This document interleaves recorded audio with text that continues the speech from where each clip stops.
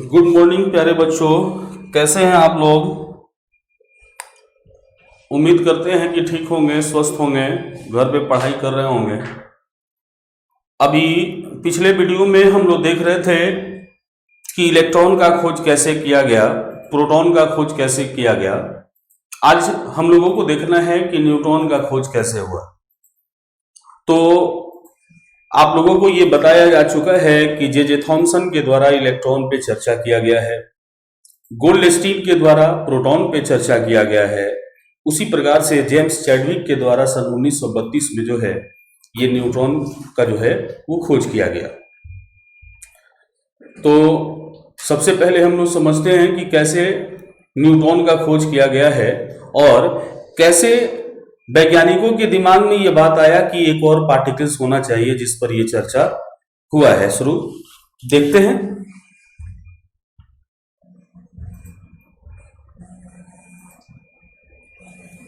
Discovery of neutron. Discovery of neutron में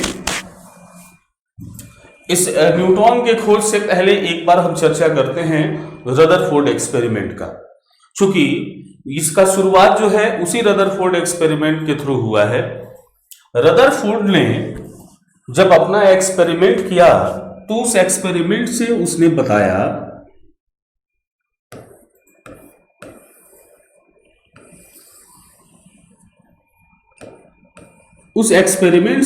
बताया कि एटम का पूरा पावर जो है उसके सेंटर में कॉन्सेंट्रेटेड है, जो सेंटर जो है पॉजिटिव चार्ज का है, जिसका नाम उसने न्यूक्लियस रखा। यानी ये रहा न्यूक्लियस, और ये न्यूक्लियस जो है बताया जा रहा है कि ये पॉजिटिव चार्ज है, अर्थात ये प्रोटॉन है। रदरफोर्ड अपने प्रयोग में ये साबित कर दिया कि प्रोटॉन कहाँ है तो न्यूक्लियस में, और इलेक्ट्रॉन कहाँ है तो न्यूक्लियस से बाहर। इलेक्ट्रॉन न्यूक्लियस के चारों तरफ रिवॉल्व कर रहा है। अब जरा आप विचार करेंगे कि न्यूक्लियस जो है ये पॉजिटिव चार्ज का है और बहुत ही पावरफुल है, इलेक्ट्रॉन जो है ये नेगेटिव चार्ज का है। तो यहां नेगेटिव और पॉजिटिव के बीच में जो है अट्रैक्शन होना चाहिए था, फिर भी अट्रैक्शन नहीं हो रहा है। इसका क्या वजह है? क्या इस प्रोटॉन के बाहरी आवरण पर ऐसा कुछ है पार्टिकल्स जो यहां पर इसको अट्रैक्ट नहीं कर पाने दे रहा है? तो उसी एक तो टर्म यहां पर विवाद दिखाई दिया। दूसरा विवाद देखते हैं। ये पार्टिकल्स न्यूट्रॉन का जो है न्यूक्लियस के अंदर में न्यूट्रॉन का होना ये किस किस टर्म का संकेत दे रहा है उस पे हम लोग चर्चा कर रहे हैं। जैसे एटम हमने लिया हाइड्रोजन, जिसका एटॉमिक नंबर है 1 और इसका मास नंबर भी है 1 यूनिट। फिर हम हीलियम को लेते हैं, तो हीलियम को लेते हैं तो इसका एटॉमिक नंबर 2 और इसका मास नंबर 4। अब ध्यान दीजिएगा यहां पर। लिथियम लेते हैं, एटॉमिक नंबर 3, मास नंबर 7। अब हुआ कि भाई ये हो कैसे रहा है? एटॉमिक नंबर तो यहां देख रहे हैं 1 2 3 एक रेगुलर वे में इंक्रीज कर रहा है, लेकिन मास नंबर का तो कोई माई बाप नहीं है। ये मास नंबर तो किसी भी तरीके से बढ़ जा रहा है। यानी इसके अंदर जो है कहीं ना कहीं कुछ ऐसा पार्टिकल्स है, जैसे हाइड्रोजन का एटॉमिक नंबर 1 है, मास नंबर 2 है, तो हीलियम का भी एटॉमिक नंबर 2 और मास नंबर 2 होना चाहिए था। लिथियम का भी एटॉमिक नंबर 3 मास नंबर 3 होना चाहिए था। लिथियम का जो एटॉमिक नंबर दिखाई दे रहा है वो हाइड्रोजन से 3 गुना अधिक है, तो यहां मास नंबर भी हाइड्रोजन से 3 गुना अधिक होना चाहिए था, लेकिन ये तो 7 गुना अधिक हो गया। हीलियम का 4 गुना यहां दिखाई दे रहा है, होना चाहिए था 2 गुना, जो यहां पर हम देख रहे हैं। यानी कहने का सेंस है कि ये जो 4 यूनिट बढ़ रहा है, इस 4 यूनिट में तो 2 इसका प्रोटॉन है, 2 तो इसका एटॉमिक नंबर ही है, और बाकी जो 2 बच रहा है वो क्या है, उसी पे चर्चा करना है। वही जो है संदेह का एक कारण है। यहां पर एटॉमिक नंबर देख रहे हैं, लिथियम का 3, इसका 7, तो 7 में तो मान लेते हैं कि न्यूक्लियस में 3 प्रोटॉन है, ठीक। बाकी जो 4 बचा वो 4 क्या है, उसी पे चर्चा करना है। तो जेम्स चैडविक ने सन 1932 ईस्वी में एक एक्सपेरिमेंट किया। वो एक्सपेरिमेंट, ये तो आप लोगों को समझ में आ गया होगा कि ये संदेह जैसे ही उत्पन्न हुआ कि आखिर क्या वजह है कि एटॉमिक मास जो है इरेगुलर वे में इंक्रीज कर रहा है। उसी को लेकर के सन 1932 ईस्वी में जेम्स चैडविक ने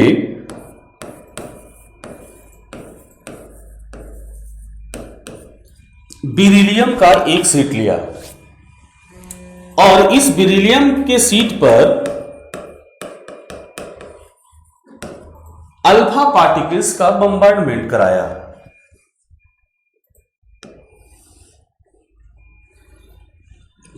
अल्फा पार्टिकल्स का बम्बार्डमेंट कराया। जैसे ही ये अल्फा पार्टिकल्स का बम्बार्डमेंट करा रहा है तो बेरिलियम के सीट से टकराने के बाद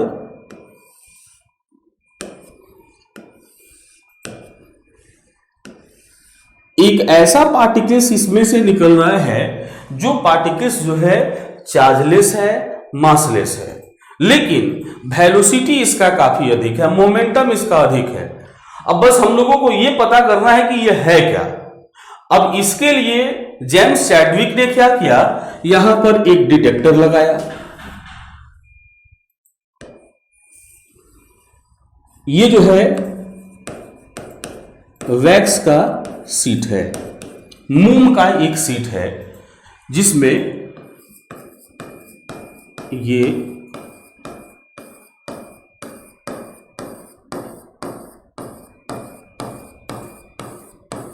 इसके अंदर में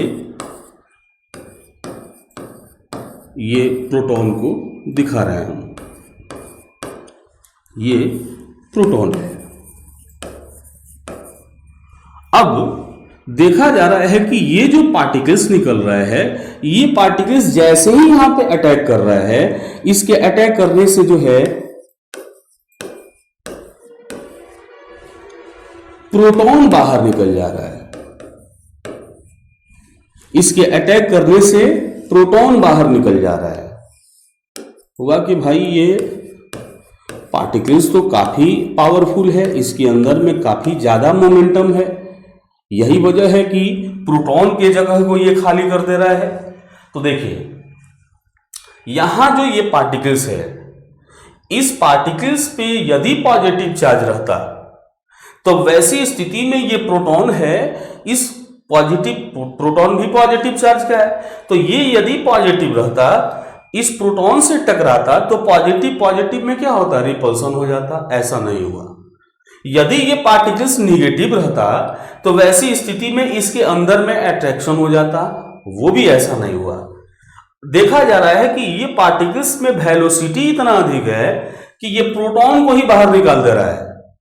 बाद में जो ये पार्टिकल्स का नेचर देखा गया तो देखा गया कि ये तो चार्जलेस है, मासलेस है, वेलोसिटी इसका काफी अधिक है। जेम्स चैडविक ने इस पार्टिकल्स का नाम रख दिया न्यूट्रॉन। तो इस तरीके से जो है न्यूट्रॉन का जो है खोज हुआ है। अब इसको एक हम लोग वीडियो से इसको क्लियर करते हैं।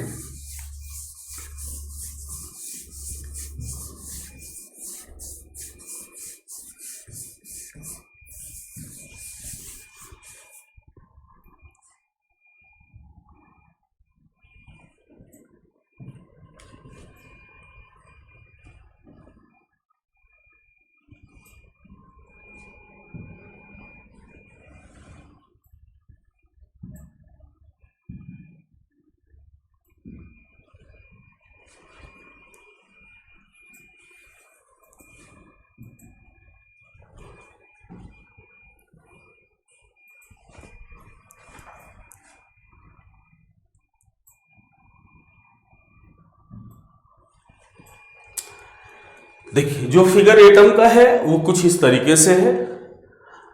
ये एटम है जिसके चारों तरफ से ये नेगेटिव चार्ज जो दिखाई दे रहा है, ये चारों तरफ से रिवॉल्व कर रहा है, यानी इलेक्ट्रॉन इस एटम में न्यूक्लियस के चारों तरफ रिवॉल्व कर रहा है। और ये रहा न्यूक्लियस, जिस न्यूक्लियस के अंदर में आप देखिए पॉजिटिव चार्ज दिखाई दे रहा है और न्यूट्रॉन दिखाई दे रहा है। यानी इसके अंदर में जो है प्रोटॉन है और न्यूट्रॉन है। न्यूट्रॉन का लेयर देखेंगे आप लोग तो इस प्रोटॉन से जो है स्टेप बाय स्टेप इसके अंदर में लेयर लगा हुआ है, जिसकी वजह से ऐसे भी तो सवाल आ सकता है ना दिमाग में कि अगर न्यूक्लियस में केवल प्रोटॉन है तो प्रोटॉन प्रोटॉन में रिपल्सन क्यों नहीं होता, पॉजिटिव पॉजिटिव में रिपल्सन क्यों नहीं होता। ऐसा इसलिए नहीं होता क्योंकि यहाँ पर न्यूट्रॉन जो है उसको बैलेंस किए हुए है। इस फिगर से हम लोग थोड़ा सा क्लियर करते हैं।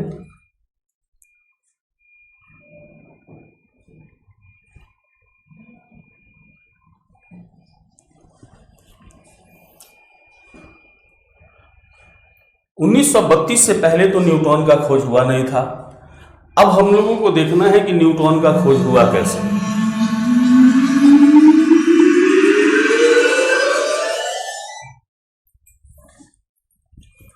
यहां पर देखेंगे रदरफोर्ड ने सन 1919 में प्रोटॉन का चर्चा किया और बताया कि न्यूक्लियस के अंदर में एक पॉजिटिव चार्ज है, जो पॉजिटिव चार्ज प्रोटॉन है, और उस प्रोटॉन के चारों तरफ देख रहे हैं इलेक्ट्रॉन जो है वो रिवॉल्व कर रहा है। वैज्ञानिकों की एक टीम बैठी, जेम्स चैडविक थे, ये सभी मिलकर के अब इस प्रोटॉन के साथ साथ और भी कौन कौन से पार्टिकल्स हैं इस पर खोज करना शुरू किया। क्योंकि उन लोगों को यह संदेह था कि मास नंबर यदि बढ़ रहा है तो उसमें प्रोटॉन तो दिखाई दे रहा है, लेकिन और भी ज्यादा अगर संख्या वो बढ़ रहा है तो बाकी वो संख्या है क्या। तो उसी पर जो है ये एक्सपेरिमेंट किया जा रहा है, जिसमें ये इंडिकेट किया जा रहा है कि ये प्रोटॉन है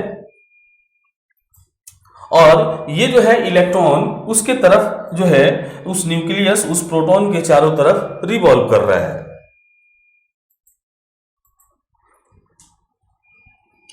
इससे पहले जो टर्म था वो टर्म एटॉमिक मास को लेकर के बताया जा रहा था कि प्रोटॉन है और इलेक्ट्रॉन है, जबकि वास्तविकता ये नहीं था।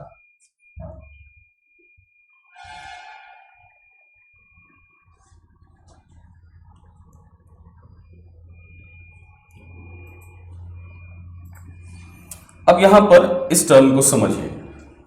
जैसे एक एटम लिया गया है, यहां पे थोड़ा सा मिसिंग हो गया है। यहां पर एक एटम लिया गया है, जो एटम है हीलियम, जिसका एटॉमिक नंबर है 2। अब इस एटम को बैलेंस यदि हम हाइड्रोजन से करते हैं तो एक हाइड्रोजन तो चाहिए नहीं, इसको चाहिए कितना हाइड्रोजन, 2 हाइड्रोजन। एक हाइड्रोजन रखते हैं तो ये अनबैलेंस हो जा रहा है, 2 हाइड्रोजन रखते हैं तो एटॉमिक नंबर के आधार पर ये बराबर है। इसके पास 2 हाइड्रोजन 2 इलेक्ट्रॉन 2 प्रोटॉन, इसके पास भी जो है इसके पास भी 2 इलेक्ट्रॉन 2 प्रोटॉन है। लेकिन जब मास नंबर की बात आती है तो वैसी स्थिति में आप देखिए मास नंबर इसका क्या है, 4 यूनिट है। तो इसके 4 यूनिट को बराबर करने के लिए इधर 4 हाइड्रोजन चाहिए। इसका वजह क्या है, आखिर क्या कारण है कि हीलियम का जो है एटॉमिक मास नंबर जो है हाइड्रोजन से सीधे 4 गुना हो जा रहा है, जबकि हाइड्रोजन का एक ही एटॉमिक नंबर भी 1 है और मास नंबर भी 1 है। इसी को देखते हुए वैज्ञानिकों के टीम में जो है बेकर भी थे और जेम्स चैडविक भी थे। बेकर ने क्या किया, एक बेरिलियम लिया, बेरिलियम का सीट, उस पर अल्फा पार्टिकल्स का बौछार करा दिया। जैसे ही अल्फा पार्टिकल्स का वो बौछार करा रहा है तो देख रहा है अल्फा चूंकि पॉजिटिव चार्ज का होता है, तो अल्फा का पार्टिकल्स का जैसे ही इस बेरिलियम पे प्रहार करा रहा है तो देख रहा है कि यहां से काफी तेजी से जो है पार्टिकल्स बाहर निकल रहा है, जो चार्जलेस है, मासलेस है, जो गामा रेज था। अब इस पार्टिकल्स को एक मोम के शीट से गुजारा जा रहा है, तो देखा जा रहा है कि ये गामा पार्टिकल्स जैसे ही वहां टकरा रहा है तो टकराने के बाद जो है यहां से प्रोटॉन को बाहर कर दे रहा है। आप देख भी रहे हैं इस वीडियो में, आपको ये दिखाई दे रहा है कि इधर से अल्फा पार्टिकल्स इस बेरिलियम के शीट से फेंका जा रहा है और उधर जो है जैसे ही वो वैक्स के शीट से टकरा रहा है तो प्रोटॉन जो है बाहर कर दे रहा है। ये जो पार्टिकल्स जो डेवलप हुआ है, इसी पार्टिकल्स का नाम रखा गया है न्यूट्रॉन। देखिए जैसे ही इस वैक्स के शीट से ये टकराया, देखिए प्रोटॉन बाहर निकल गया। ठीक, तो देख रहे हैं फिगर में कि वैक्स के प्रोटॉन को हटाने की क्षमता जो है इस पार्टिकल्स में है, जिस पर कोई चार्ज नहीं है, ना तो पॉजिटिव चार्ज है ना ही नेगेटिव चार्ज है। अगर पॉजिटिव रहता तो प्रोटॉन से टकरा करके रिपल्सन हो जाता, अगर ये नेगेटिव रहता तो उसके साथ अट्रैक्शन हो जाता। इससे इससे प्रोटॉन बाहर निकलता नहीं।